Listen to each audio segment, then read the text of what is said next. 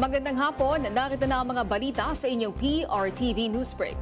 Hiniling ni House Prosecutor Shell Jokno sa Senate Impeachment Court na pabuksan ng bank at tax records ni Vice President Sara Duterte. Ayon kay Jokno, mahalagang busisiin ang financial activity ng Vice Presidente dahil lumampas umano sa 3 bilyong piso ang pumasok at lumabas sa bank accounts mula nang magsilbi siyang vice-alkalde at alkalde ng Davao mula 2007 hanggang 2013. Ayon pa kay Jokno, para makapagbigay ng patas sa desisyon ng Senate Impeachment Court, kailangang makita ang buong larawan ng sinasabing unexplained wealth. Ang korte lamang ang may ganap na kapangyarihan na magpasya sa usapin at walang sino mang maaring makialam sa desisyon nito sa nagaganap na paglilitis. Binigyan din ni Jokno na hindi hadlang ang mga batas tulad ng Bank Secrecy Law at Data Privacy Act sa pagbusisi ng korte sa mga nasabing record.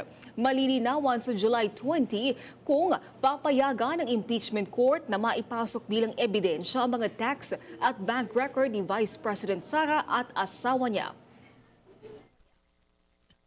From 2007 to 2013, ayon sa records ng AMLAC, lumampas sa 3 billion pesos ang kanyang financial activity.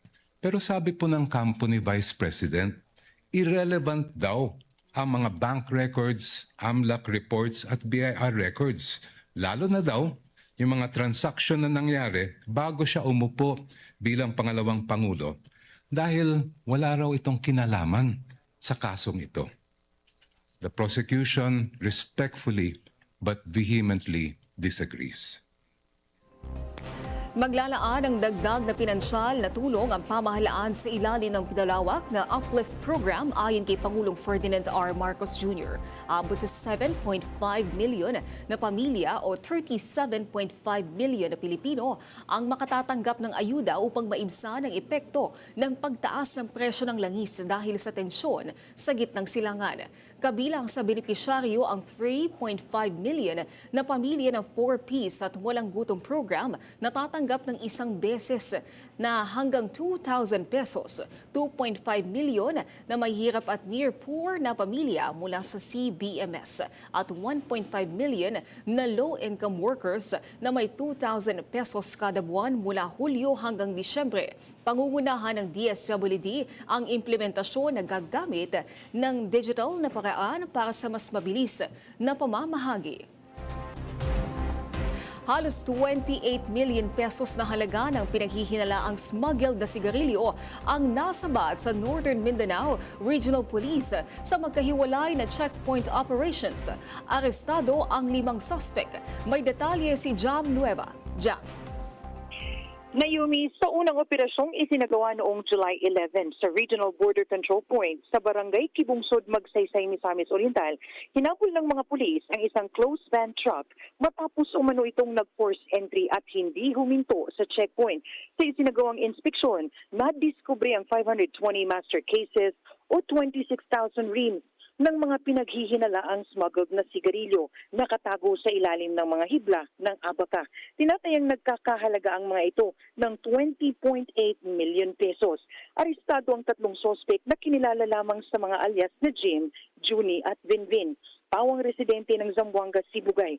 Lumalabas sa investigasyon na ang kargamento ay nagmula umano sa Zamboanga City at patungo sana sa Agusan del Sur. Samantala, July 13, isa pang operasyon ang isinagawa sa Regional Border Control Point sa Barangay Libertad, Colambugan, Lanao del Norte. Nasabat dito ang 180 master cases ng pinaghihinalaang smuggled na sigarilyo na nagkakahalaga ng 7.2 million pesos. Nakatago naman sa ilalim ng kargang kopra ng isang drop side truck.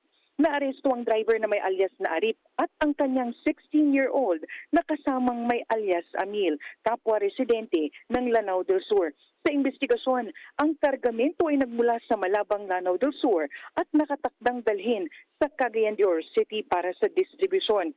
Ayon naman kay Police Major Joan Navarro, spokesperson ng Police Regional Office 10, isa sa tinitingnan nila ngayon ang posibleng mas malawak ng network ng smuggling.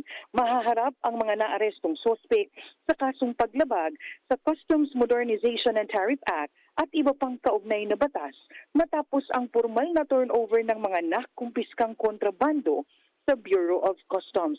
Mula Northern Mindanao, Jam Nueva ng PRTV News.